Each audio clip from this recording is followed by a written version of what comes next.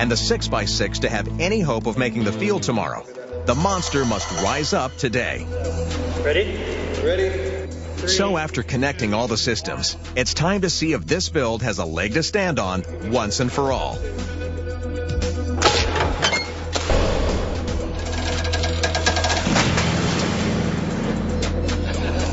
think it's making a point. Coming up, the robot is hauled out to pasture.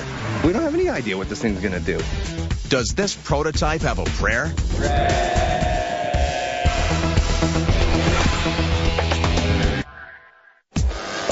The members of the Prototype This team are in the final run of their human-driven, six-legged, all-terrain vehicle. Over the first week of the build, everything went according to plan until the completed chassis tipped the scales nearly 100 pounds heavy. The weight has really got me worried, I have to say. But after a catastrophic crash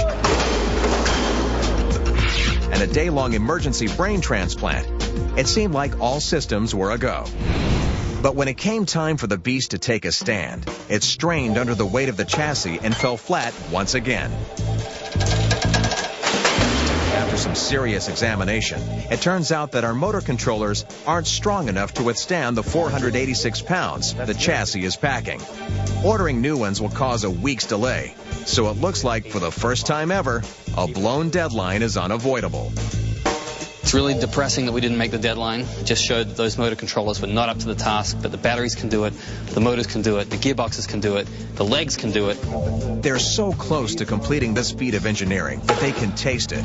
But with another mammoth build scheduled to occupy the warehouse, this project is out of time.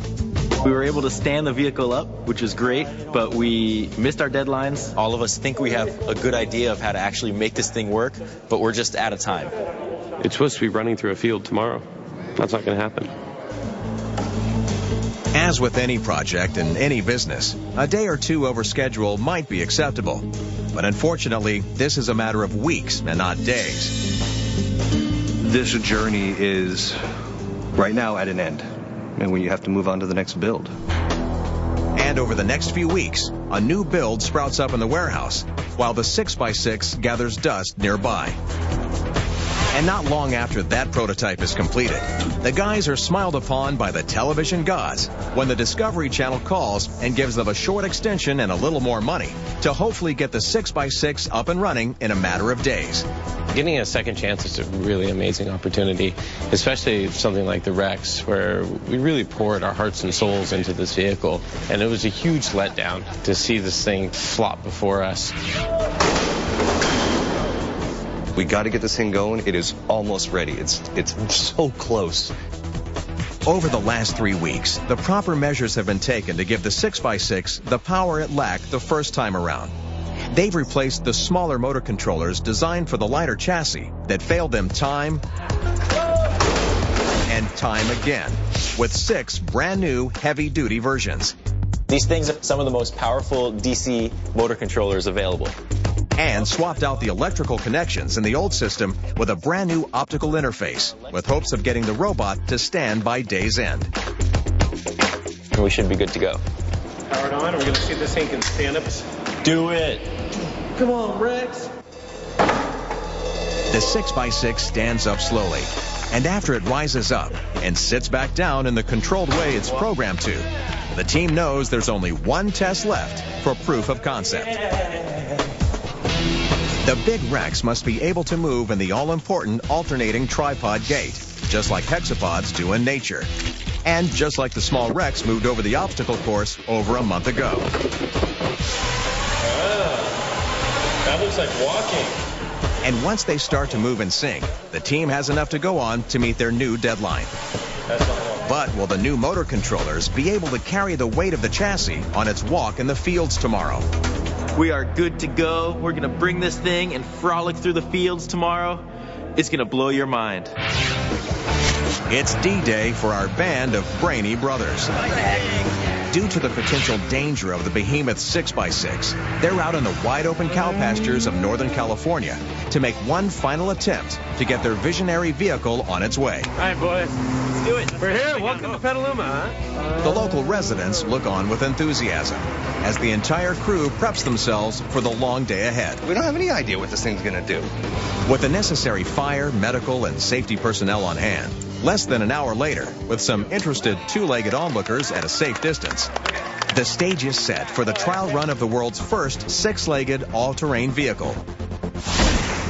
This build's been months in the making, so everyone's fingers are crossed that today will be the day when all systems click. Had some tough times on this project. A lot of things haven't gone our way, but I feel like the tides are turning. This is it. We're going to make this deadline. Nothing's going to stand in our way here. Pressure builds diamonds, and we're under pressure right now. Hopefully we're going to pull out a diamond by the end of today. The brains are programmed, and the final calibrations are set. The drivetrains power the vehicle up to a standing position.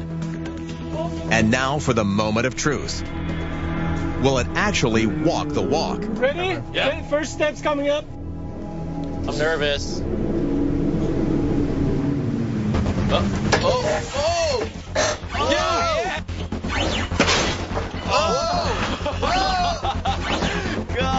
It struggles under the overweight chassis.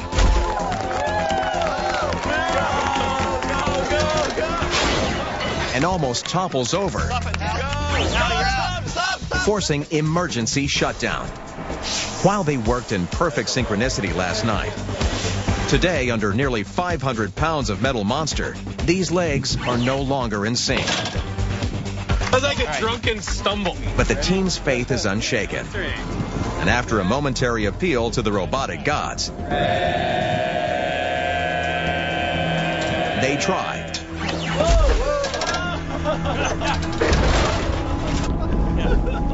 And try again.